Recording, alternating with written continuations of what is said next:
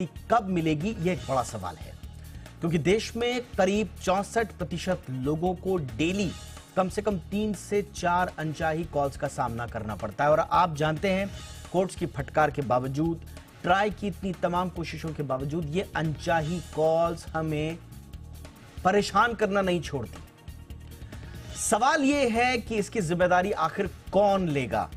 अभी रिसेंटली तमाम telecom companies ने अपने चार्जेस बढ़ाए हैं, टैरिफ बढ़ाया है, 10 से 25% तक बढ़ाया है। इसलिए हम अपनी इस मुहिम को जारी रखे हुए हैं कि पैसा तो आप ले रहे हैं लेकिन सर्विसेज तो दे नहीं रहे।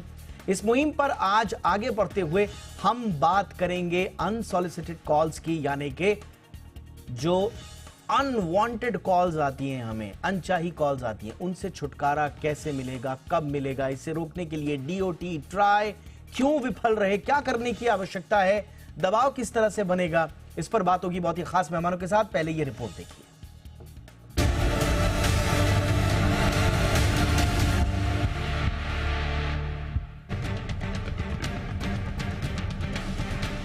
टेलीकॉम कंपनियों ने रिचार्ज प्लान 10 से 25% तक महंगा कर दिया। उनकी आमदनी तो बढ़ गई, लेकिन कंज्यूमर्स का क्या होगा? बढ़ी कीमतों के बाद इन्हें बेहतर सुविधाएं कब मिलेंगी? फिलहाल तो कॉल ड्रॉप और सुस्त इंटरनेट के बाद अब जी बिजनेस की मुहिम का अगला मुद्दा अनचाही कॉल और मैसेजेस को लेकर के है। आखिर इससे कंज्यूमर्स को कब निजात मिलेगी? क्योंकि एक आंकड़े के मुताबिक देश में करीब 64% लोगों के पास दिन भर में कम से कम 3 से 4 अनचाही यानी स्पैम कॉल तो आ ही जाती है। अब तो व्हाट्सएप पर भी प्रमोशनल कॉल आने लगे हैं। मसलन आप किसी मीटिंग में हैं या किसी बहुत जरूरी काम में व्यस्त हैं, तभी पर्सनल से दिखने वाले नंबर से कोई कॉल आती है। जरूरी कॉल समझकर आप फोन उठाते हैं। दूसरी तरफ से कोई क्रेडिट कार्ड ऑफर या सस्ती प्रॉपर्टी का ऑफर देता है। गुस्सा तो बहुत आता है, लेकिन कर ही क्या सकते हैं, आप फोन काट देते हैं। थोड़ी देर में फिर किसी दूसरे नंबर से इसी तरह की कॉल आती है। आप इरिटेट हो जाते हैं। असल जिंदगी की यही हकीकत है, जिससे रोजाना लाखों लोग रूबरू होते हैं। कई बार मन में आता है कि कॉल करने वाले को जी भर के खरी खोटी सुनाए, लेकिन मन मार लेना पड़ता है जब ये कोई प्रमोशनल रिकॉर्डिंग वाली कॉल होती है। ट्राई ने अनचाही कॉल से छुटकारा पाने के लिए डीएनडी यानी डू नॉट डिस्टर्ब का ऑप्शन दे रखा है, लेकिन दिन भर में जितने नंबर लोग डीएनडी में डालते हैं, उससे अधिक अनचाही कॉल वाले नए नंबर पैदा हो जाते हैं। अगर अपना मैसेज बॉक्स देखेंगे तो वो भी अनाप शनाप के फालतू प्रमोशनल मैसेजेस से भरे हुए होते हैं। यानी कंज्यूमर टेलीकॉम कंपनियों को पैसे भी अधिक चुकाए और अनचाही कॉल और मैसेजेस का शिकार भी बने।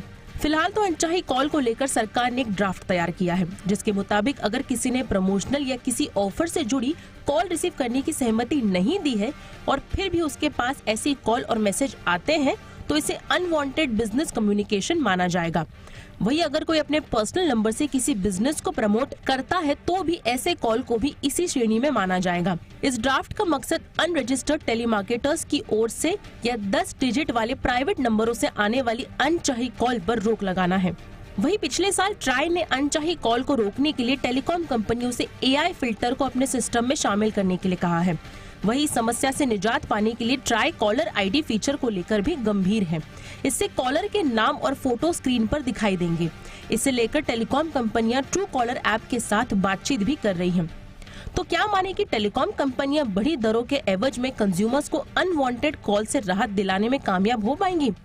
दरअसल ये सवाल तब तक बना रहेगा जब तक अनचाही कॉल से लोगों को मुक्ति नहीं मिल जाती। ब्यूरो रिपोर्ट, जी मीडिया।